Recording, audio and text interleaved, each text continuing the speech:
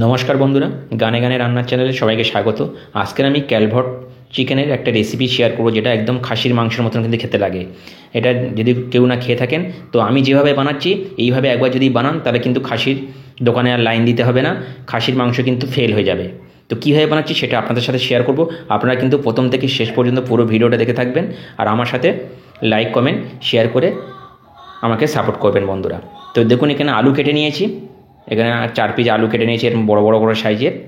আর নিয়ে নিয়েছি এখানে 1 কিলো 300 ক্যালভেট চিকেন। এই চিকেনটা ক্যালভেট বলা হয় কেন, এই চিকেনটা অনেকটা বড় হয় চিকেনটা, আর এটা ডিম দিতে দিতে এমন হয়ে যায় যে মাংসগুলো একদম খাসির মাংসের মতন মানে চামড়া হয়ে যায়। মানে এটাকে সিদ্ধ করতে অন্তত আপনাকে 6টা সিটি মারতেই হবে।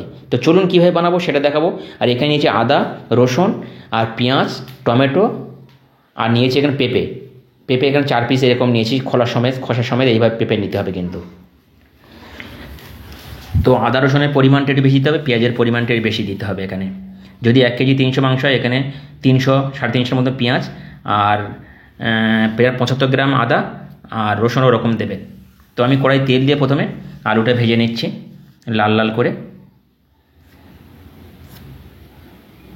বন্ধুরা, যদি না আপনারা খেয়ে থাকেন এই চিকেনটা, একবার হলেও আপনারা কিন্তু এইভাবে একবার বানিয়ে দেখতে পারেন। অসাধারণ লাগে, অসাধারণ। খাসির মাংস খাচ্ছেন না চিকেন খাচ্ছেন আপনারা বুঝতে পারবেন না।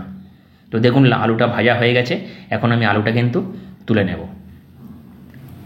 আর আমি যে প্রসেসে রান্না করছি এই প্রসেসে রান্না করবেন কিন্তু, তাহলে কিন্তু খেতে ভালো লাগবে, নাহলে কিন্তু ভালো লাগবে না।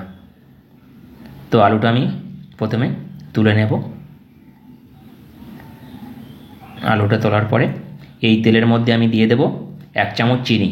সব সময় এরকম গরম তেলের মধ্যে চিনি দেবেন।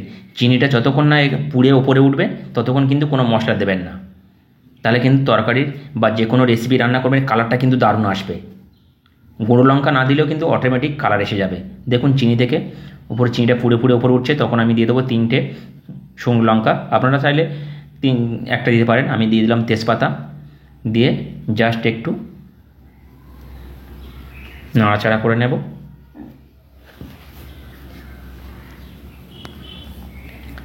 জাস্ট একটু নাড়াচাড়া করে নিলাম, নিয়ে আমি দিয়ে দেবো কেটে রাখা পেঁয়াজগুলো। পেঁয়াজ আপনারা কিন্তু 300 গ্রামের মতন দেবেন, 1 কেজি মাংসতে 300 গ্রামের মতন পেঁয়াজ দেবেন। তাহলে কিন্তু যদি পোলট্রি হয় তাহলে কিন্তু কম লাগে, যেহেতু এটা ক্যালভট চিকেন তাই কিন্তু পেঁয়াজ মশলা একটু বেশি লাগবে। আদা রসুন এগুলো একটু বেশি পরিমাণ লাগবে, আপনারা এগুলো একটু বেশি করে দেবেন, তাহলে কিন্তু একটা অপূর্ব দারুণ একটা টেস্ট আসবে। দেখুন পেঁয়াজটা এরকম লাল লাল করে ভাজা হয়েছে। ভাজার পরে আমি এখন এখানে অ্যাড করে দেব, প্রথমে রসুনটা দেব। সব মশলা কিন্তু একসাথে দেবেন না, আদাটা সবসময় একটু পরে দেবেন, নাহলে কিন্তু আদা পুড়ে গেলে তিতো হয়ে যায়।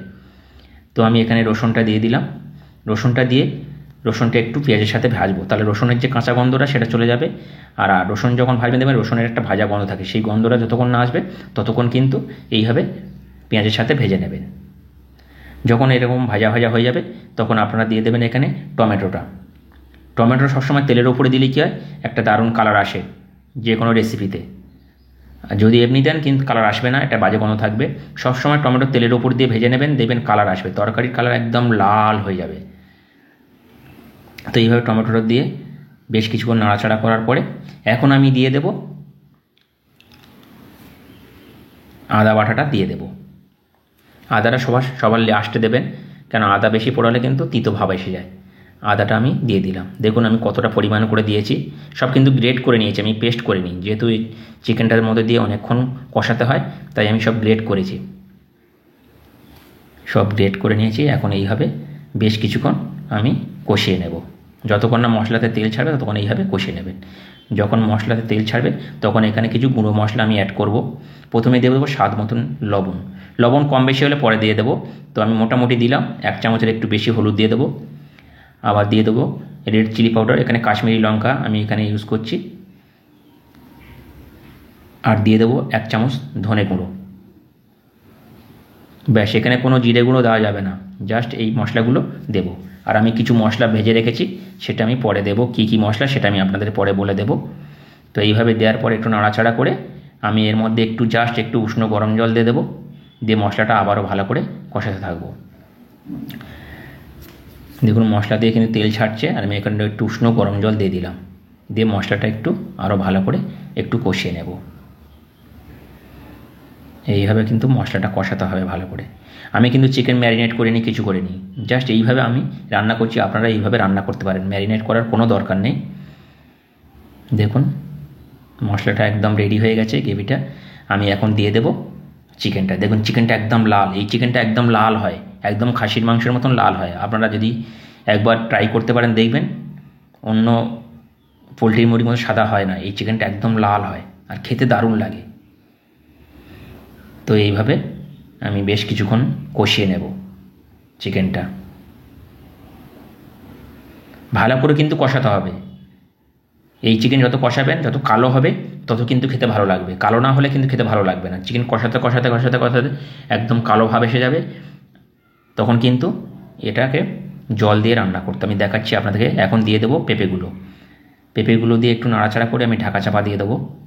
পেঁপেটা কেন দিচ্ছি, এই চিকেনটা সিদ্ধ হতে কিন্তু অনেকটা দেরি হয়, খাসির মাংসের থেকেও দেরি হয়, তাই আমি এখানে পেঁপে দিয়ে রান্না করছি। আপনারা চাইলে টক দই দিতে পারেন, টক দইয়ের থেকে পেঁপেটাই বেস্ট। যে কোনো চিকেন ঝোল কখন না সিদ্ধ হবে তখন আপনারা কিন্তু পেঁপে দেবেন, এরকম খোসা সমেত পেঁপে দিয়ে দেবেন। তো আমি এখন ঢাকা চাপা দেব। দেখুন ফিরে এলাম বেশ কিছুক্ষণ পরে, অনেকটা জল ছেড়ে দিয়েছে।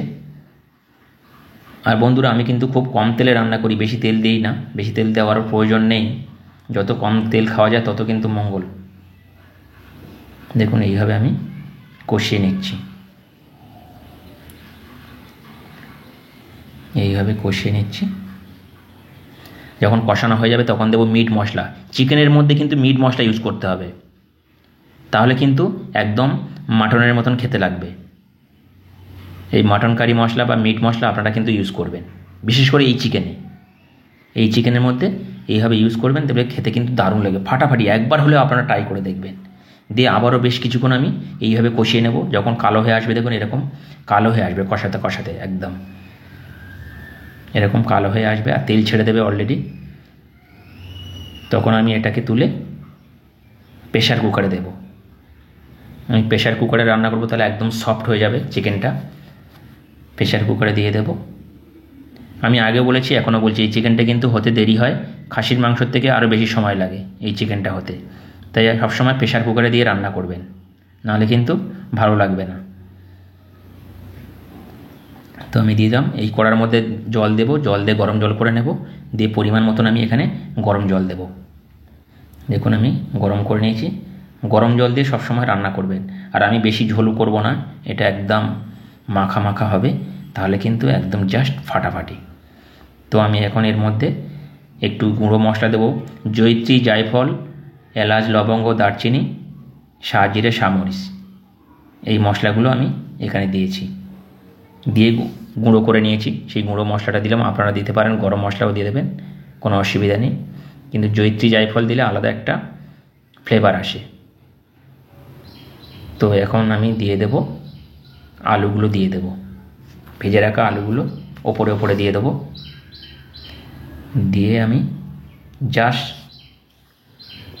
5টা সিটি মারবো। 5টা সিটি মারতেই হবে বন্ধুরা, নাহলে কিন্তু শর্ট না খুব থাকে এই চিকেনটা। 5টা সিটি মারবো আমি এখন। এইভাবে আলুগুলো দিয়ে দিলাম, দিয়ে আমি আপনাদের সাথে ফিরে আসছি 5টা সিটি মারার পরে। দেখবেন কেমন হয়েছে এটা। দেখুন একদম রেডি চিকেনের রেসিপিটা। এইরকমভাবে কিন্তু আপনারা একবার হলেও ট্রাই করতে পারেন। আর কেমন লাগলো এই ক্যালভট চিকেনের রেসিপিটা, আপনারা সেটা আমাকে কমেন্টের মাধ্যমে জানাবেন। তাহলে আজকের মতন বিদায় নিই, সবাই ভালো থাকবেন, টাটা, বাই বাই। আবার নতুন রেসিপি নিয়ে আপনাদের সাথে শেয়ার করব। Bye bye.